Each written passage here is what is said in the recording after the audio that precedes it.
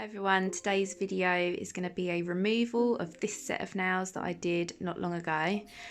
This video is in real time. I've just cut out the actual soaking because you would just be watching a video of my client doing nothing for 10 minutes. But yeah, so these were a set of Apres Gel-X extensions in long sculpted coffin shape.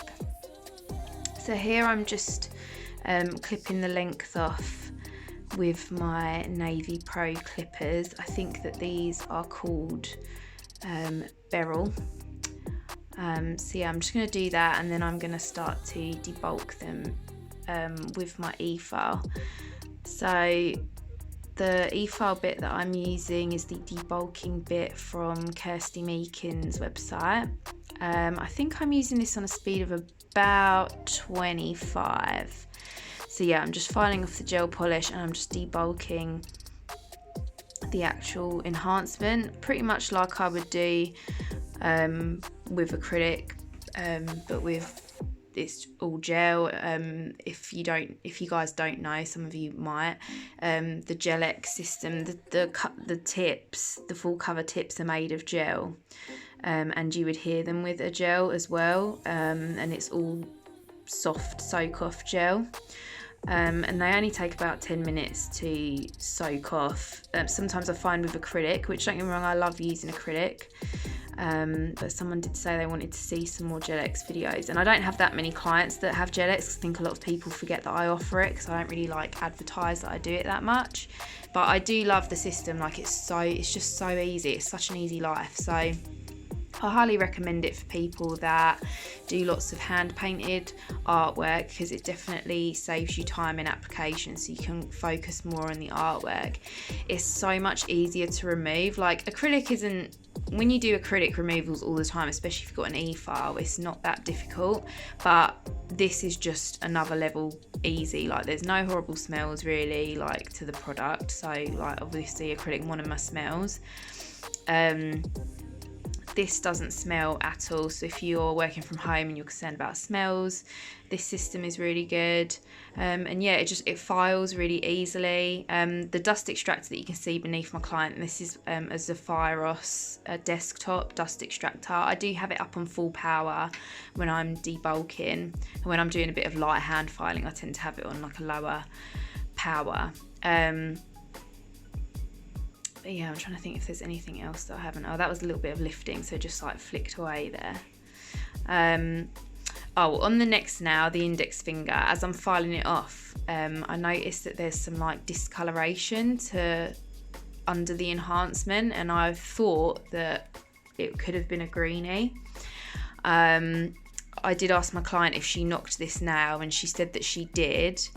So at this moment I was thinking, oh my god, is that a greenie? I really hope not. And I thought, I'm just gonna have to see what happens like when I take it out of the soak.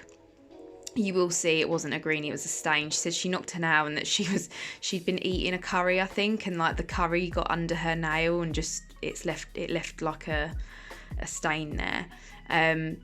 But when she comes out of soak and we remove the product off, there's like no staining whatsoever. Her nails are completely healthy. Thank God.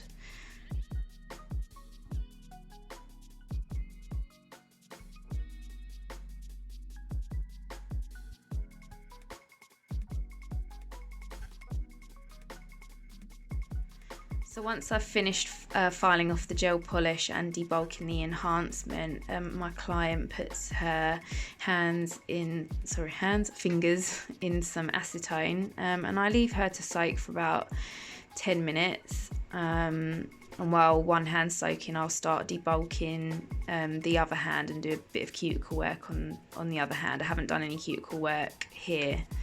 I do that, you'll see, once I've actually got the enhancements off. But I cut out the actual soaking because there was no point in leaving it in. But this whole removal process is in real time, so this hasn't been sped up or anything.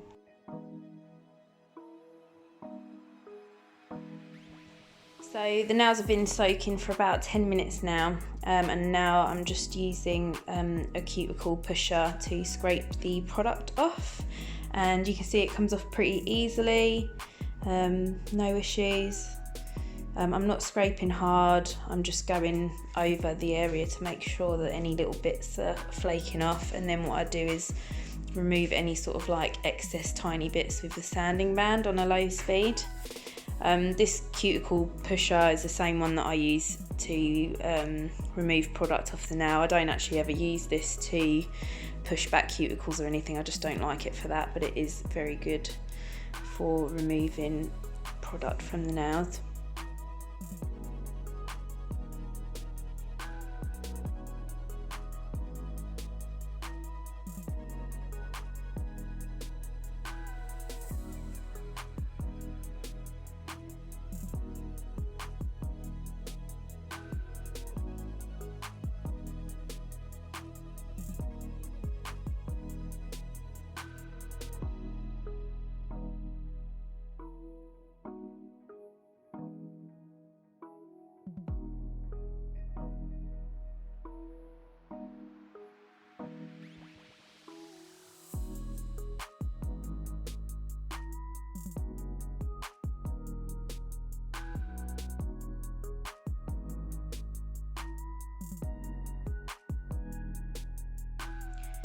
So now I'm just coming in with my Efile bit. This is set to a speed of about 8. And for those of you that don't know, I use the Cyan K35 Efile. I think this cuticle bit, I think I got it from Willow Nails Academy. I think that's where I got it from. I'll try and find it and put a link as usual. I'll try and like link everything that I can in the description box. So I've got my rotation going clockwise while I go down the left side of the nail in an anti-clockwise direction, and now I've switched the rotation to anti-clockwise to go clockwise around the right side of the nail. I hope that makes sense, but it just helps push the cuticle back that little bit more, whilst also removing that dead skin off of the nail plate. And then once I've done all of this to the nails, I'll then come in with my sanding band.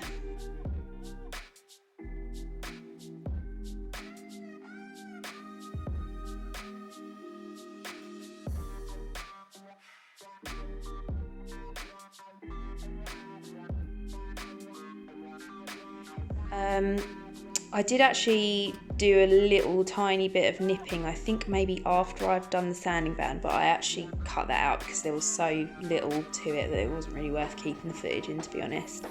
So yeah, I'm just gently going over the natural nails to remove any excess product if there is any, which there hardly is. Like, it pretty much completely all come off. And I've got this set to about a 3, so really low. And the sanding band I'm using is one of the is the Kirsty Meakin ones, and I think this grit is medium. And yeah, I'm just really gently going over the natural nail to just etch it, remove the shine, remove any little bits of product if there are any left over.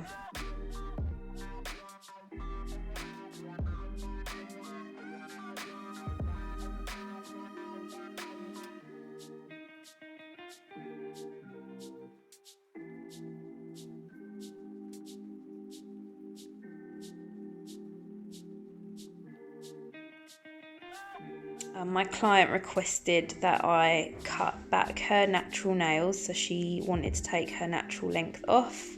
This was her second appointment with me. I think before she came to me, the last set of nails, I think she might have had done in an NSS, a non-standard salon, and she felt that they were still a bit weak. I thought her nails were actually still they're in quite a good condition, like they grew out a little bit quite nicely. They weren't particularly flimsy when I was filing them here, but she requested I cut them back, so I did. She said that she might start to grow out her own length as we go on. So yeah, I'm just using my hand file, the 180 side, to just gently file her free edge of her natural nail, just to keep them nice and neat and tidy. And I've dusted those off, and now I'm using the Apres Gel-X system, the Apres dehydrator, so I'm putting 1 coat of that on, and now I'm applying the Apres primer, and I'm just applying 1 coat of that to each of the nails.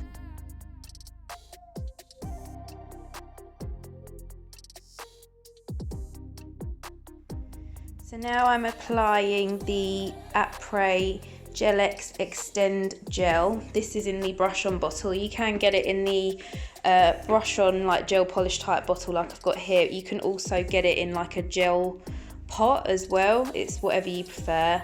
I haven't used this system like that much, so this is still the first bottle, but I am due to get a top up. So I don't know whether I'm going to buy this bottle again or just try it from the pot. I don't know, it might be worth trying the pot just to see if I prefer it, but it's the same formulation. So I'm just applying a thin coat of this to each of the nails, and then I cure them in my LED lamp for 30 seconds. So I'm starting to apply the full cover nails. These are the Apres full cover nails in the shape long sculpted coffin, and I'm using the little Apres LED light just to flash cure each one for 5 seconds. What was I going to say about this? Oh yeah, that was it. I had measured up each of the nails for both hands off camera before I applied that initial coat of gel. I forgot to mention that. Do measure the tips up before you apply any gel to the nails, just so that you've got them right. I think it's Insatiable Nails on Instagram, and also it might be maybe Jessica's Nails, possibly, I'm thinking of. They've got, I think they're educators for the Apres Gel-X system, and they have some quite good videos on their Instagram showing you how to size up the tips correctly. You basically want to make sure that, obviously, like as if you were sizing tips, normal tips, you want to make sure that you're connecting the tip sidewall to sidewall, so there's no gaps, like the entire nail is covered. And you can get the tips in different shapes and lengths, but you can also get them in sculpted and non-sculpted. So depending on, you know, for example, if you've got clients with maybe quite flat nails, you wouldn't have to get the sculpted ones. If you've got clients that already have like a natural apex to their nails, you probably want to use the sculpted ones. But either way, most people would be able to wear either, because the gel that you put inside is going to fill up that area. These nails have the built-in apex to them.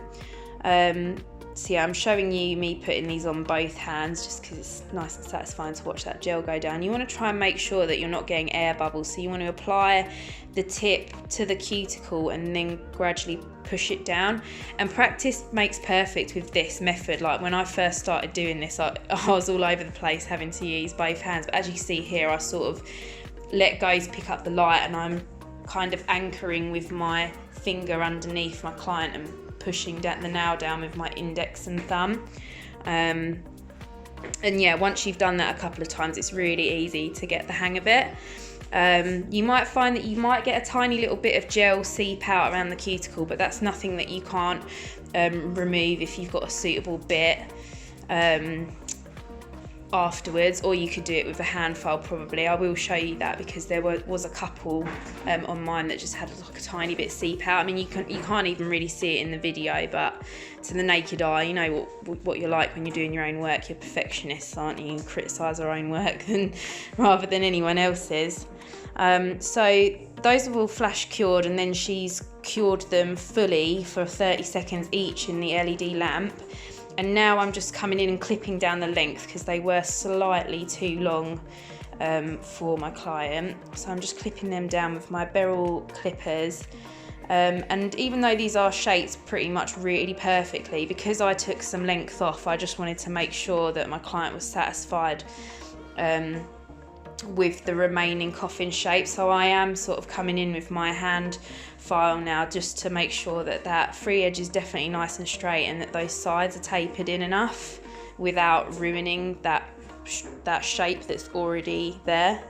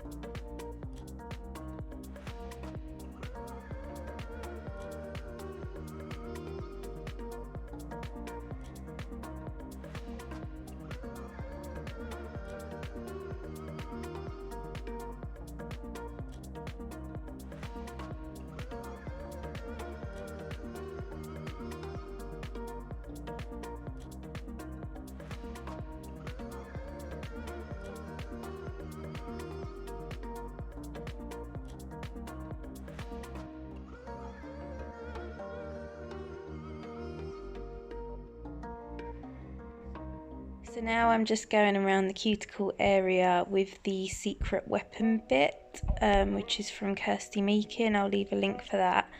I think I've got this on a speed of about 10 maybe. I can't actually remember what speed I put this on. But yeah, it's not super high speed just because of where I'm working on the nail. But I'm just going around to just kind of get rid of any like little bits of gel that's seeped out, and just to kind of like make sure that that join to the nail is flush. There's not much effort to be put in with this, just where you really see product coming away, that's gel that's seeped out from the edges, which sometimes if you're lucky you won't get any, sometimes you do get a little bit. Now apparently you don't have to do this, but I just kind of do out of habit because I've got it in my mind that I need to have a rough surface for gel polish. But apparently because these full cover tips are made of gel, you don't actually need to rough them up. But I just do, to be honest. I just start doing it, and then it's only probably when I'm about halfway through I think, oh, I don't actually need to do this, but I've already started, so I'll finish. So yeah, I'm just using my medium sanding band again, I think on a speed of about 10, just to buff the surface. And then once they've all been dusted and cleansed off, I'll be going in with our gel polish.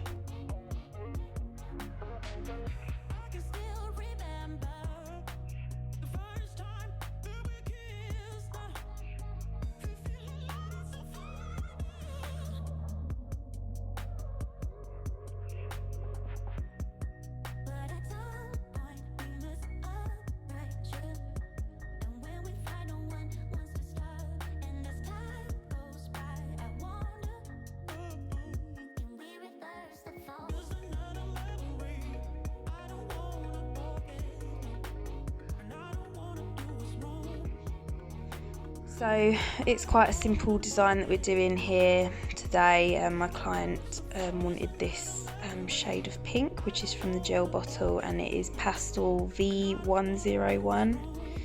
I'll leave a link for that. And then on her middle and ring finger, we're just going to come in with some detail with a dotting tool, just some small dots with another gel polish colour.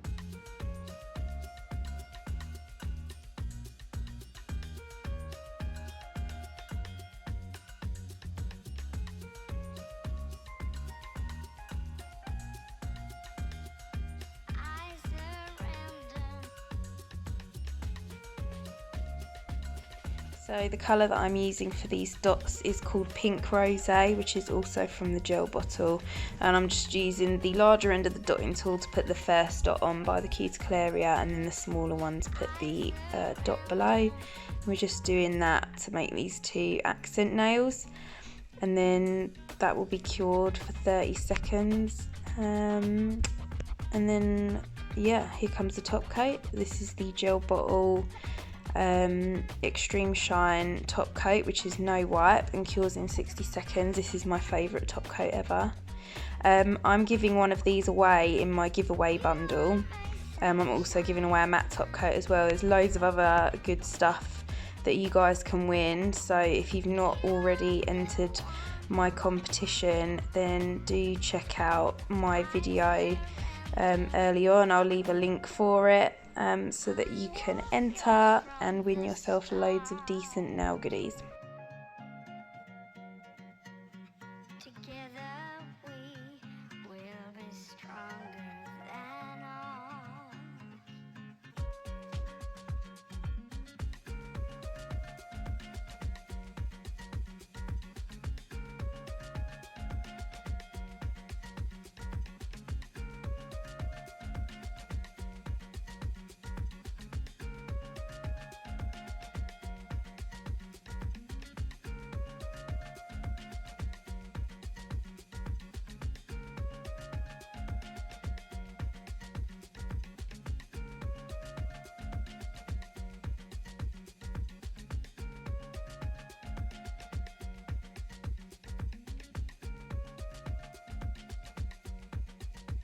So I'm just applying a little bit of cuticle oil and massaging them into my client's fingers. You can see I wanted to take a photo of these nails at the end, so I'm trying to be extra careful not to get oil all over the nails, because if you've ever photographed nails with oil on them, they just look awful in a photo, so I'm trying not to get the oil on the nails. But I've left a clip of what they look like at the end. Let me know what you thought of this video, if you found it helpful. I know that some people requested some more Apres videos, so hopefully I'll get a few more for you in the future, and I'll see you in another video soon. Bye.